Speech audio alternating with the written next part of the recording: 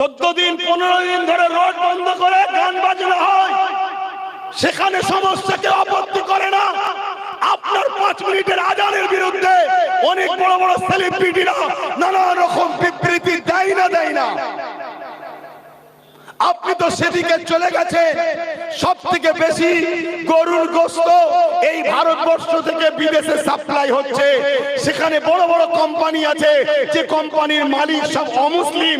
সেখানে গোহত্যা হলে সেখানে সমস্যা হয় না। মুসলমান, তোমার ঘরে গরুর গোশত আছে কি নাই পরের কথা, তোমাকে গোহত্যার নামে গো ভক্তরা বারবার হত্যা করছে এই ভারতে। তুমি কি বুঝতে পারছো না? আজকে তুমি চতুর্দিকে তাকিয়ে দেখো, তোমার বাড়াই পড়েতে তোমার মসজিদের মধ্যে ঢুকে তোমার মসজিদের ইমামের জায়গায় প্রসাদ করা হচ্ছে, তাকে পরের দিন জামিন করে ছেড়ে দেওয়া হচ্ছে। তুমি কি এখনো বুঝতে পারছো না? তোমার ভারতবর্ষের এই বনগাঁ আকাইপুরে রেল স্টেশনে দুজন অমুসলিম ভারতের কি বলে পাকিস্তানের পতাকা বেঁধে মুসলমানদের ঘরে ফাঁসাবার চক্রান্ত করেছিল। হাতে নাতে ধরা পড়লো, তাদেরকে পরের দিন জামিন হয়ে গেল। তাদেরকে আবার কেন্দ্র সরকারের লোকেরা ফুলের মালা দিয়ে স্লোগান দিতে দিতে তাদেরকে নিয়ে আসা হচ্ছে। তুমি কি বুঝতে পারছো না যে তোমাদের বিরুদ্ধে যারাই ষড়যন্ত্র করবে তাদেরকে এই দেশে পুরস্কৃত করা হবে, যারা তোমাদের পক্ষে দাঁড়াবে তাদেরকে এই দেশে বিভিন্ন মিথ্যা কেসে ভরে দেওয়া হবে, আর যারা তোমাদেরকে হত্যা করবে তাদেরকে রাজস্থানের মতো জায়গায় যে আফলাজুলকে হত্যা করেছিল তাকে এমএলএ টিকিট দেওয়া হয়েছিল। তোমরা কি বুঝতে পারছো না?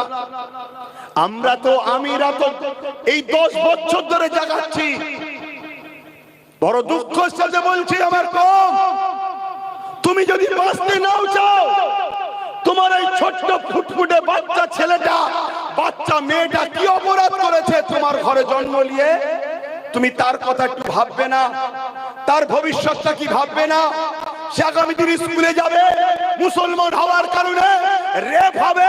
যারা রেপ করবে, কাশ্মীরে যেমন আসিফাকে রেপ যারা করেছিল তাদেরকে ফুলের মালা দিয়ে তাদের জন্য মিছিল বেরিয়েছিল।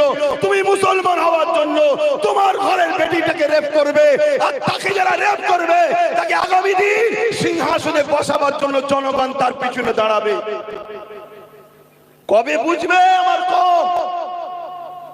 এই পানি দেখলে হবে না, ঝড় দেখলে হবে না, তুফান দেখলে হবে না, রোদ দেখলে হবে না, শীত দেখলে হবে না, পুলিশের বুলেটের গুলি দেখলে হবে না, কামান দেখলে হবে না।